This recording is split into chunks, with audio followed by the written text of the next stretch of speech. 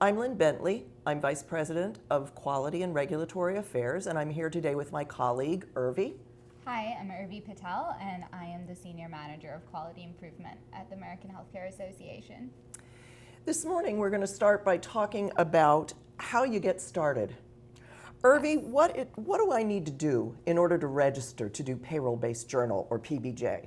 So it's much like the same way that you would get started with submitting MDS data. You need a series of logins that CMS can provide you. Mm-hmm. The first one that you're going to get started with is called your CMS Net User ID. And that's essentially an ID that allows you onto the secure platform that CMS has, where facilities can go and access data and submit data to CMS. Once you have that, you would download something called the Juniper software, which again will give you access to this secure platform. The QTSO page that CMS has actually includes a lot of information and short webinars on how you can go about getting registered. And it's really important that the individual in your organization that's going to be submitting this data is the one that's doing this registration, because that's the individual who will get their unique login IDs, and that's sort of per individual, not per organization. Oh, okay. Who should register in my facility or my company for Payroll-Based Journal? So most times the way I like to think about it is, who's the person that's going to sit behind the desk and upload the XML file or input the manual data? That is the individual that needs to have access. And depending on that, or on your organization, that can really vary. If you're a smaller organization, that might be right for your HR manager to do. If you're a large corporation, you might have corporate staff dedicated to that. And actually, if you're a large organization that has corporate staff dedicated to that, you'll want to make sure to do a corporate registration. And so unlike an individual registration, a corporate registration allows an individual to get access to multiple centers. And you don't do that registration online. You would actually complete that registration through a paper form that you would submit back to CMS. And again, like with the individual registration information, the corporate registration information and the form is available on the QTSO website. Where do I find the details of what I have to submit to the Payroll-Based Journal?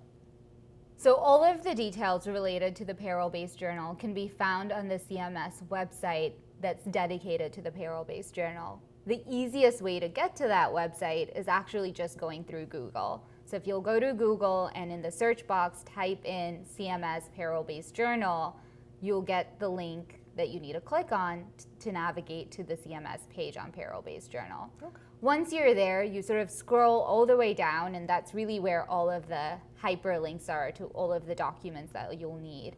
That includes the policy manual, the FAQ documents, the technical specifications, everything that CMS has available on the Payroll-Based Journal.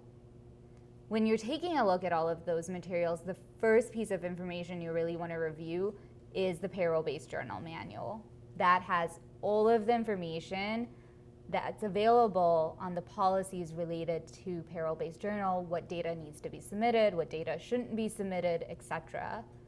And that manual gets updated frequently, and so you want to make sure that you're looking at the latest version of the manual. The current version of the manual is the April 2016 version. So if you're looking at an older version or you haven't seen the newest version, you need to do that first. Okay. What if I have questions about the Payroll-Based Journal that are not clarified in the FAQ document or in the policy manual that CMS has made available? What do I do then?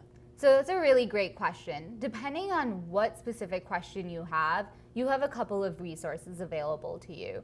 The first is you can actually send any policy-related questions to the policy help desk at CMS that is dedicated to the Payroll-Based Journal.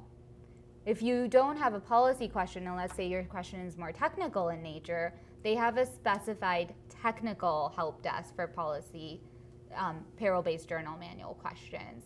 So then that's where you would send those questions. If you have issues with logging in and registering, then you would want to contact the QTSO help desk. So there's a variety of different places that you would get all of this information. Okay. And then, of course, as an AHCA member, at the end of the day, if you really don't know where you can go get answers to your Payroll-Based Journal questions, you can always come to us. and visit our Payroll-Based Journal help desk. All right.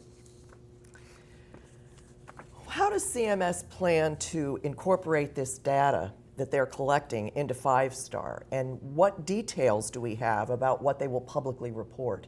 Well, now that is really the million-dollar question because everyone wants to know the answer to that question. And unfortunately, CMS has not disclosed the details of how they're going to take the data that they collect through the Payroll-Based Journal and incorporate it into 5-star, or what parts of the data they're going to publicly report.